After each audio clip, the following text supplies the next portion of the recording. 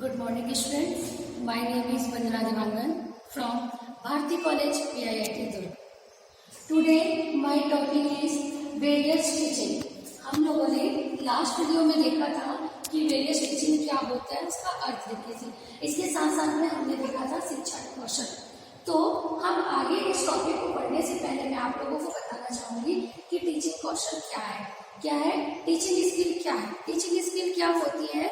जो शिक्षण प्रक्रिया जो होती है, शिक्षण प्रक्रिया को प्रभावी बनाने के लिए और जो शिक्षण के जो उद्देश्य होते हैं उसको क्या करते हैं, शिक्षण के उद्देश्य को प्राप्त करने के लिए क्या होता है, शिक्षा के पास एक कला होती है। जिस कला का क्या करता है, शिक्षक जो होता है अपने शिक्षण प्रक्रिया को क्या करते हैं, प्रभावी बनाने के लिए जिस कला का प्रयोग करता है उसे क्या कहा जाता है, शिक्षण कौशल कहा जाता है। क्योंकि हर टीचर्स के पास में क्या होती है, अपनी अपनी कलाएं होती है। हर कार्य को करने के लिए क्या होते हैं, हर व्यक्ति में अलग अलग कलाएं होती है। ठीक है, मतलब किसी भी कार्य को करने के लिए हर व्यक्ति में अलग अलग कलाएं होती है। जैसे अगर हम कुकिंग करते हैं तो कुकिंग करने की भी कला होती है। आप लोगों ने देखा होगा जो शेफ बनते हैं, जो होटल्स में काम करते हैं, जो खाना बनाते हैं, उनकी जो डिश होती है बहुत टेस्टी होती है। या फिर अगर हम डांसर को देखें तो डांसर का भी जो डांस करेंगे, स्टेप गाने वही रहेंगे, स्टेप्स भी वही रहते हैं, लेकिन जो उसको प्रेजेंट करते हैं, जो डांस करते हैं, उसका भी अलग रहता है। उसी प्रकार क्या होता है, शिक्षक के पास भी क्या होता है, उसकी एक कला होती है टीचिंग करने की।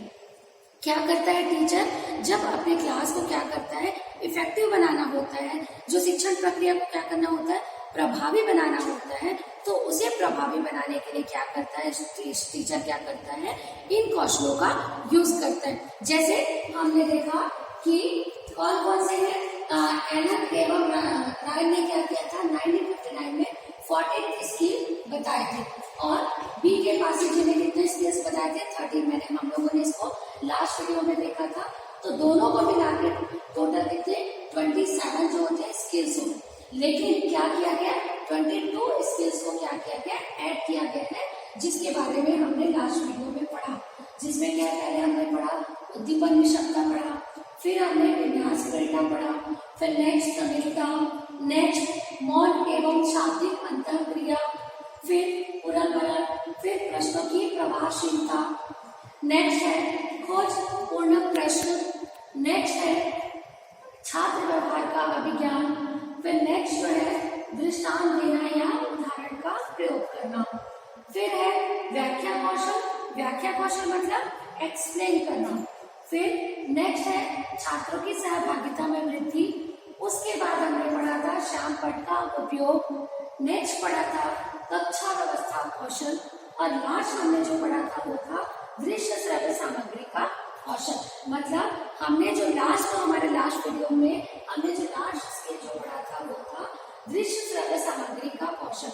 मतलब टीचर्स को क्या होना चाहिए, टीचर्स में दृश्य श्रव्य सामग्री का जो उपयोग करना होता है, जो शिक्षण प्रक्रिया को प्रभावी बनाने के लिए क्या करना चाहिए, टीचर्स को इसका यूज करना आना चाहिए।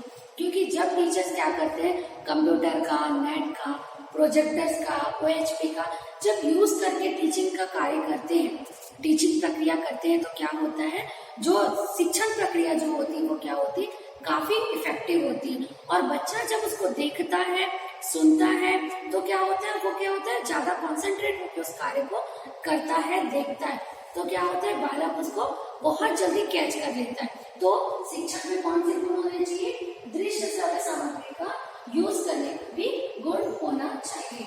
फिर हम नेक्स्ट जो पॉइंट है वो देखते हैं, गृह कार्य देने का कौशल।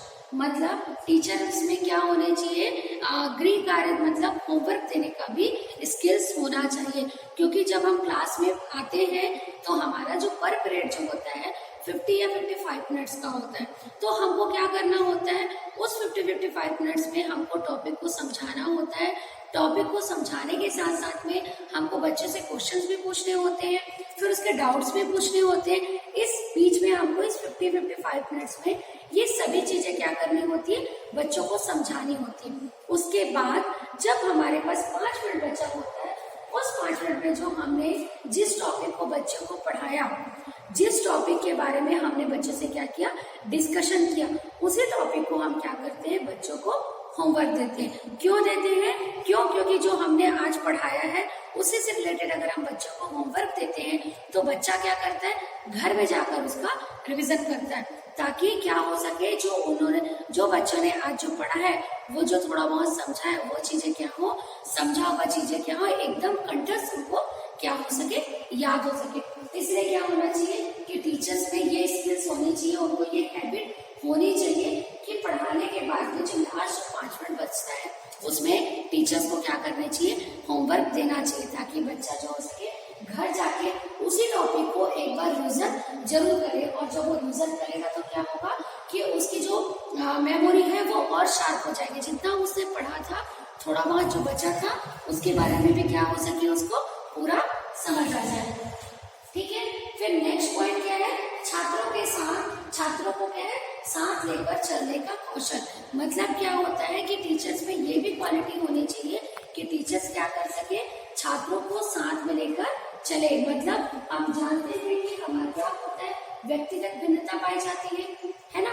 मतलब हर व्यक्ति में, हर बालक में क्या होती है, जिनकी क्वालिटी होती है, सोचने की, समझने की, कार्य करने की योग्यता जो होती है, रुचि जो होती है, इन सभी चीजों में क्या होता है, भिन्नता पाई जाती है। हर व्यक्ति हर कार्य को अलग अलग तरीके से करता है, सोचता अलग तरीके से है, उस कार्य को अलग तरीके से करता है। तो अलग अलग भिन्न भिन्न व्यक्ति के जो लोग होते हैं उनको क्या करना, शिक्षा को क्या करना, उन सभी बच्चों को क्या करना, एक साथ लेकर चलना। क्योंकि जब हम अपनी क्लास में पढ़ाते हैं तो क्या होता है, हमारे क्लास में बहुत सारे बच्चे होते हैं, उन जो बच्चे होते हैं सभी में क्या होती है, जो क्वालिटीज होती है वो सबकी अलग अलग होती है, जिनका उनकी रुचि जो होती है, इंटरेस्ट जो होता है वो भी अलग अलग होती है, समझने की जो क्वालिटी होती है, कैपेसिटी जो होती है वो भी अलग अलग होता है। जब हम समझा रहे हैं तो कुछ बच्चा तुरंत समझ लेता है, कुछ बच्चा उसको तुरंत नहीं समझ पाता है। तो यही चीजें हैं कि क्या होता है कि शिक्षक को क्या करना, इन सभी बच्चों को एक साथ लेकर चलना और इन्हीं बच्चों के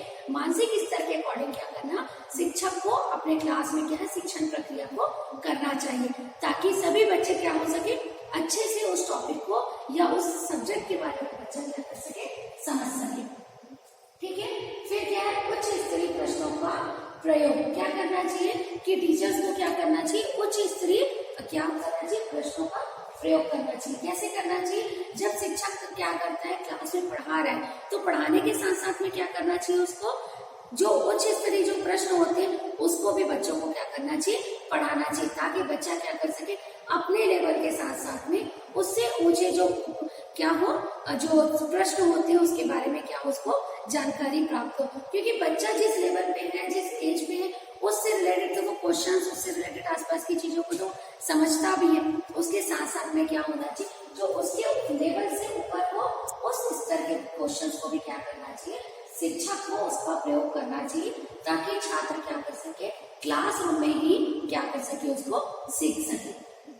ठीक है, फिर नेक्स्ट है विकेंद्रीय प्रश्नों का प्रयोग करना। विकेंद्रीय प्रश्नों का प्रयोग करना मतलब क्या करना, शिक्षक को क्या करना, सभी चीजों का क्या करना, प्रश्नों का प्रयोग करना आना चाहिए। ठीक है,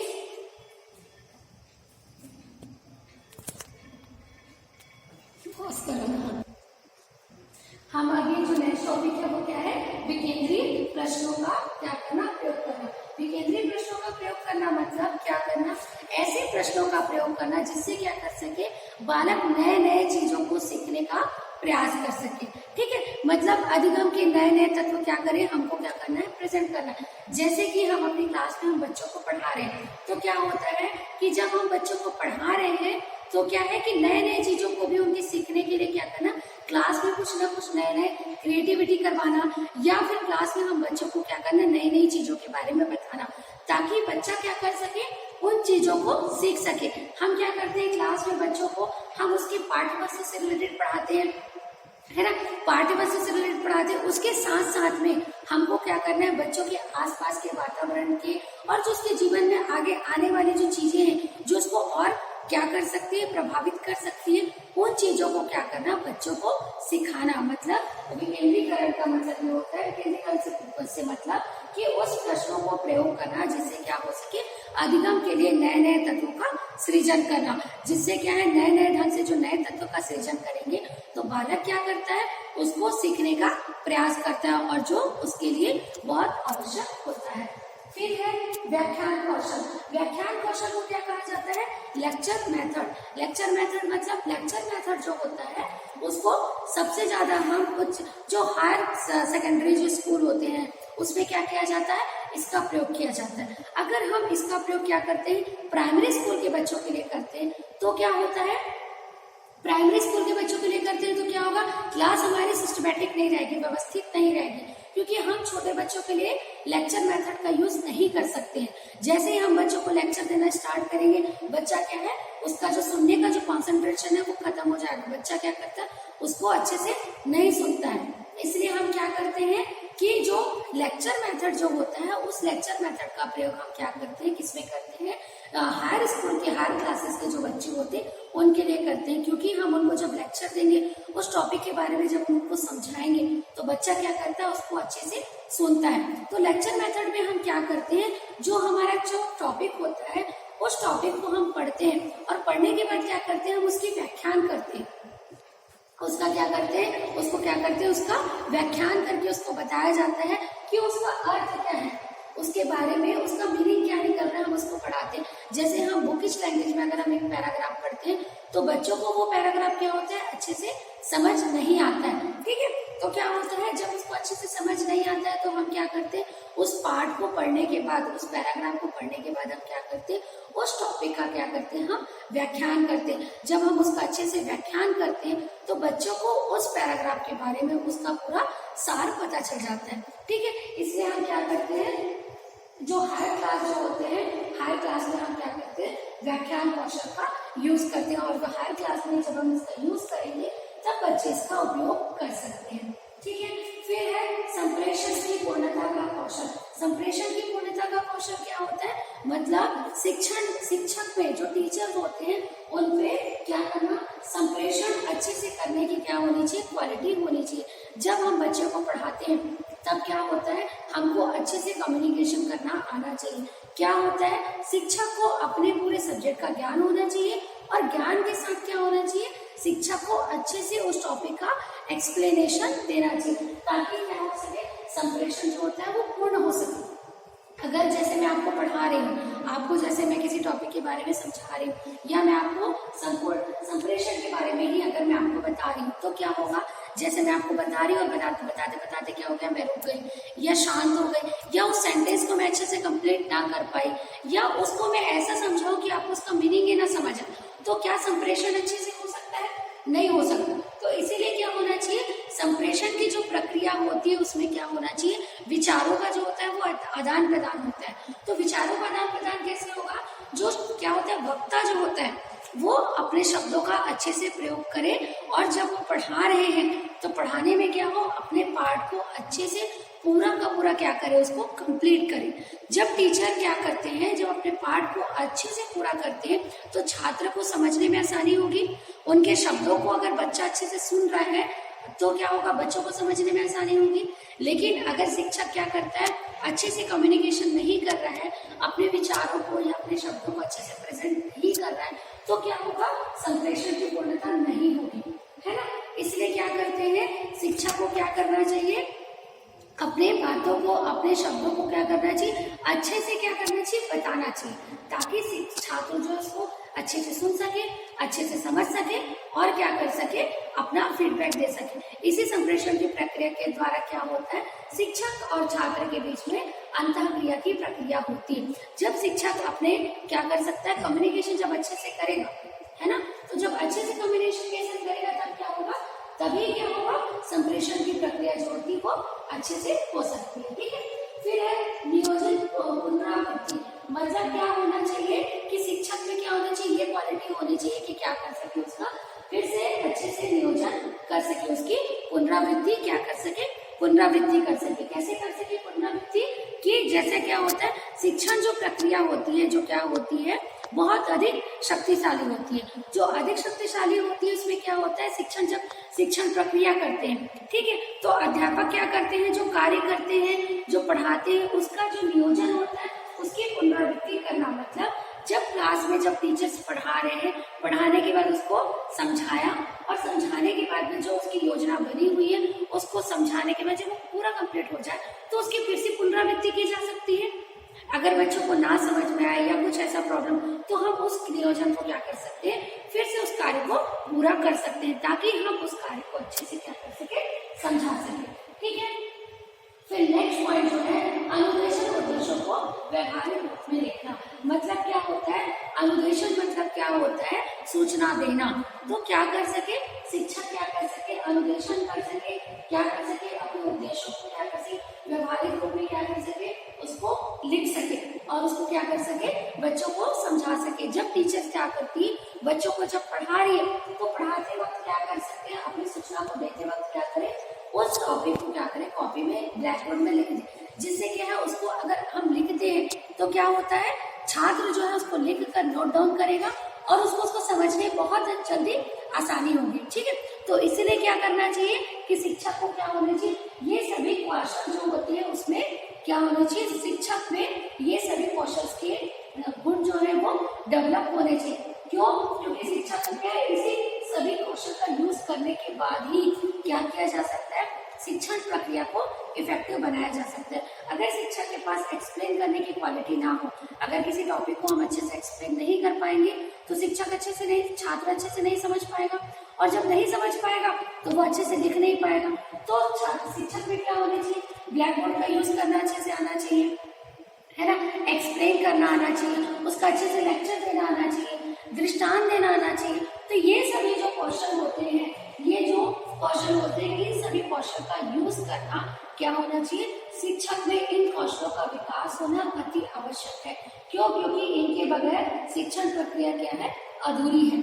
इसीलिए क्या होना चाहिए, शिक्षक को क्या करना चाहिए, सभी कौशलों का क्या करना चाहिए, डेवलपमेंट करना चाहिए। इसलिए जो बीएड का जो कोर्स होता है, जो हमारी जो टीचर ट्रेनिंग जो होती है, बीएड में क्या होता है, टीचर की ट्रेनिंग होती है। उसी ट्रेनिंग में क्या किया जाता है, शिक्षक को जो छात्र अध्यापिका होती है उनको क्या किया जाता है, माइक्रो टीचिंग सिखाया जाता है। और ये सभी कौशल जो होते हैं, ये जितने भी कौशल जो होते हैं, इसको क्या किया जाता है, माइक्रो टीचिंग में छोटे छोटे फॉर्म में क्या किया जाता है, इंडिविजुअल इस स्किल का डेवलपमेंट किया जाता है।